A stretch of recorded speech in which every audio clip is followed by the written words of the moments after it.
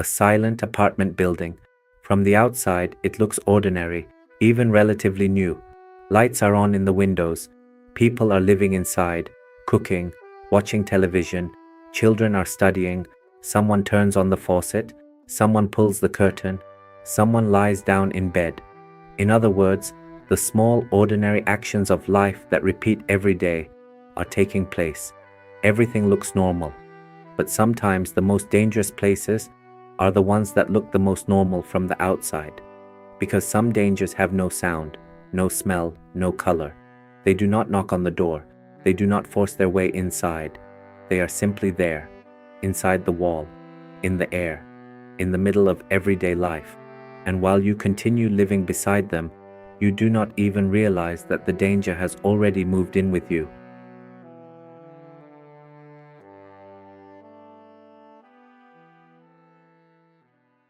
The 1980s. In the east of Ukraine, which at the time was part of the Soviet Union, a new apartment building is constructed in the city of Kramatorsk. For the conditions of that period, it is modern, orderly, even prestigious. It has hot water.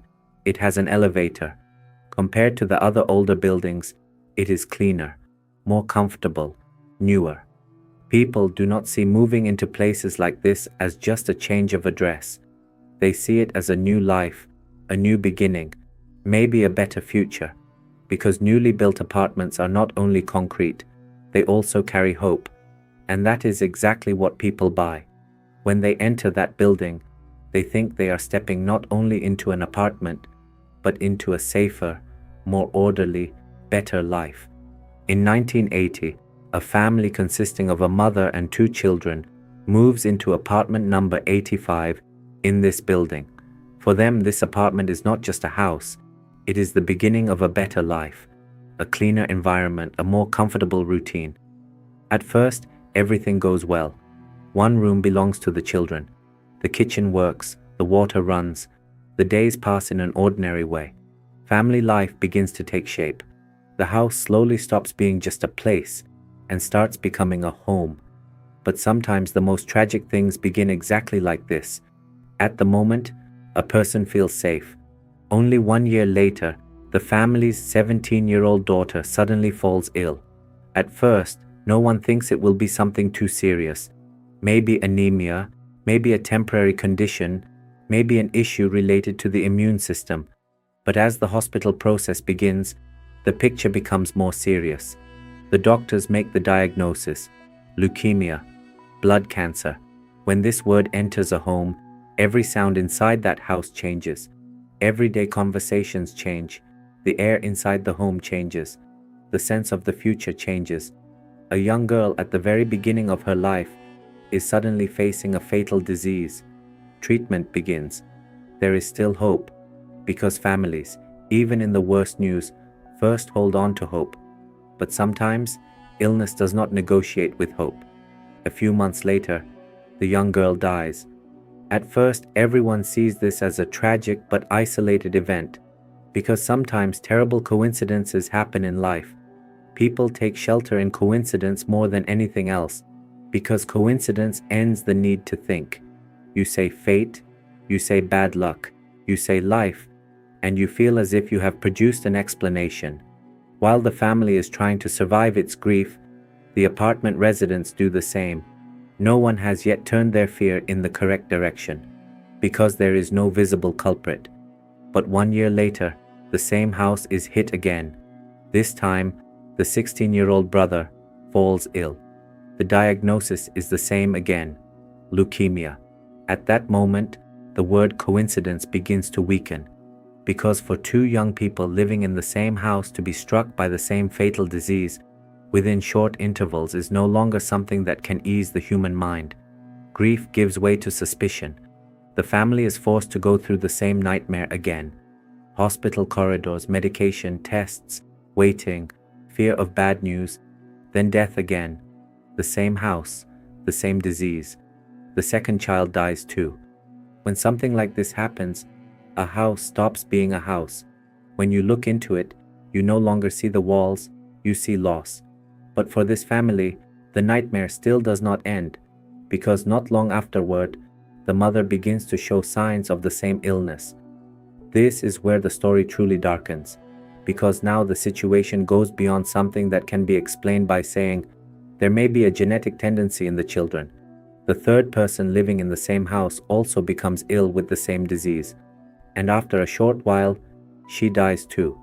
In this way, no one remains from the three-member family who lived in that apartment. At this point, apartment number 85 is no longer just an ordinary address. In the minds of the people, it has turned into something else. Those living in the building begin to talk among themselves, first in whispers, then more openly. There is something in that house. That apartment is cursed. It is not normal. Because people first mystify invisible danger. They fill the unknown with the supernatural, especially when there is no understandable reason. Because even the idea of a curse can sometimes feel more bearable than the idea that there is something here we cannot explain, and it is killing people. Doctors, meanwhile, turn to more conventional explanations: genetic tendency, weak immunity, bad luck. But these explanations do not truly convince anyone, because even if they were family, for three people living in the same apartment to die from the same disease within a short period is statistically very unlikely. And that is exactly where people's discomfort grows, because the healthcare system says one thing, but lived reality suggests something else. Years pass. Time seems to cover the fear over. Then the apartment is rented out again. A new family moves in. Mother, father, 2 children. Life is built again. They move in. They settle down. Rooms are shared. Furniture is placed. Maybe there are people who heard about the previous family. Maybe not. Even if they did, they may have seen it as an urban legend. After all, people want to believe they can leave bad stories behind.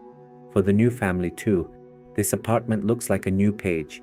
But in reality, without realizing it, they have already stepped into a sentence that was written long before them. In 1987, the family's elder son suddenly falls ill. The diagnosis is the same again: leukemia. At this point, the idea of coincidence completely collapses, because in the same apartment, in different years, with different families, again children, again the same disease. The child is hospitalized, treatment is given, the family is shattered, but they still try to struggle. The result does not change. A short time later, the child dies. And even worse, signs of the disease begin to appear in the other child as well.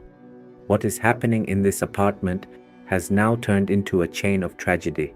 The same place, the same outcome, the same fear. It is not surprising that people begin to call it a cursed apartment, because to explain the unseen, everyone uses the strongest language they have. Some say science, some say fate, some say curse. But the father of the second family does not find these explanations sufficient.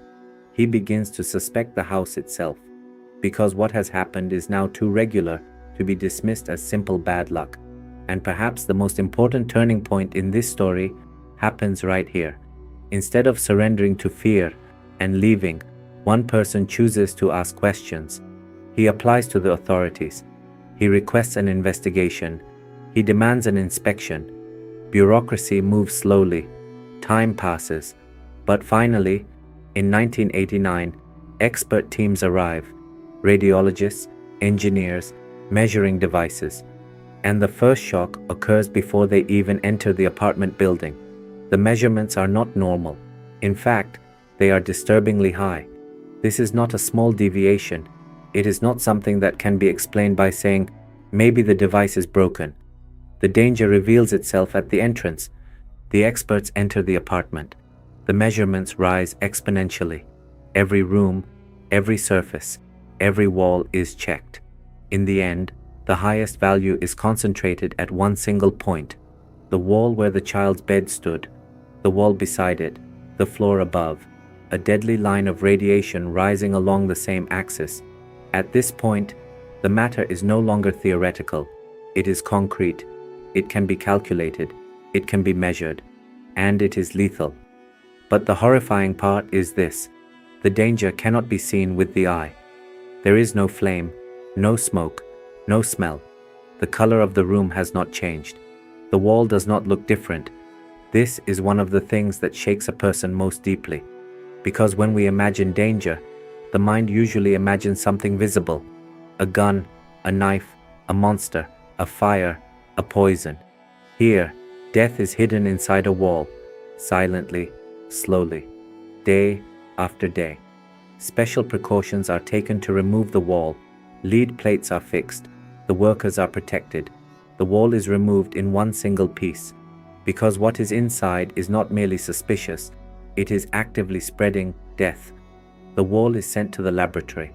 It is examined, and the truth finally comes out. A tiny capsule, only a few millimeters in size, is found embedded in the concrete. Inside it is cesium-137, highly radioactive, emitting gamma and beta rays. In other words, that wall had been showering the people living in that house with invisible radiation for years. At this point, a person truly feels the weight of the story, because suddenly everything falls into place. Why the same disease? Why the children? Why that wall? Why did no one understand it for so many years? The answer to all of it is gathered inside that tiny capsule. This thing was giving people doses far above the known danger thresholds. It was not killing with brief contact, but with constant exposure. And the most horrifying part is this: while those people were sitting in their home, sleeping, reading, living, they did not know they were being made sick. The child lies in bed, and the wall at their bedside is silently radiating death. Then the real question comes: how did this capsule get there? And the answer is just as frightening as the result. Because this was not sabotage, not a murder plot, not a deliberate placement. It was human error. At the end of the 1970s, in a nearby quarry, a radioactive capsule used for industrial density measurement is lost. These devices are used in heavy machinery, in measuring the density of materials. They contain strong radioactive sources such as cesium-137, intense work pace, increasing demand, insufficient supervision. The capsule disappears. It is searched for. It cannot be found. Then everyone goes back to work. This is where the disaster truly begins, because the capsule has actually fallen among the stones. It gets mixed into the gravel. Then that material is used in construction. And without anyone noticing, that tiny capsule of death becomes embedded in the wall of an apartment building. Just think about it. A radioactive source goes missing. It cannot be found. And people say, continue. Then that thing gets mixed into the wall of a building. Then people move in. Then children die. Sometimes a disaster does not come from one evil person. It comes from a chain of bad decisions, neglect, and haste. The production pressure of the Soviet Union at the time is also important in this story. As the 1980 Moscow Olympics approach, more buildings, faster construction, more material are needed. The system wants speed, and speed kills attention. No one says, if a capsule is missing, let's stop all production, because time is seen as more valuable than safety. And sometimes a small let-it-go decision by a state, a factory, or a construction site becomes visible years later on a child's death certificate. After the wall is removed, the radiation level returns to normal. The authorities say the apartment is now clean. Technically, the problem seems solved, but some things may be solved without ever truly ending, because there are dead people left behind. There are people who became ill. There are families who will live their entire lives with the question, why? And there is also this: once something like this has happened, a person can never look at their surroundings the same way again. When you look at a wall, you no longer see just a wall. You see negligence. You see silent danger. According to the official consequences of this incident, 4 people received fatal levels of radiation, and dozens more were exposed to lower, but still serious doses. But the emotional meaning of what happened is not the same as what the numbers tell. Because here, there are not only the people who died, there are also those who are forced to live with the constant fear of cancer. Those who wake up with the question, was I affected too? Because this is part of what makes radiation so terrifying. It is not like a knife, instantaneous. It is silent, slow, uncertain. Even if it does not kill you immediately, it leaves a constant suspicion inside you, as if there is an invisible clock inside your body. And the most disturbing point is this story does not belong only to the past. Even today, radioactive materials continue to be used in industry, in mines, in quarries, in various measuring systems. So the issue is not a strange event that happened back then in the Soviet Union. The issue is this: human error is still possible, neglect is still possible, lost material is still possible. And radioactive materials do not behave like romantic horror stories. They are silent, they give no warning, and by the time they are noticed, it may often already be too late. That is why the real power of this story lies in the fact that it is not paranormal. In fact, maybe that is exactly why it is more frightening.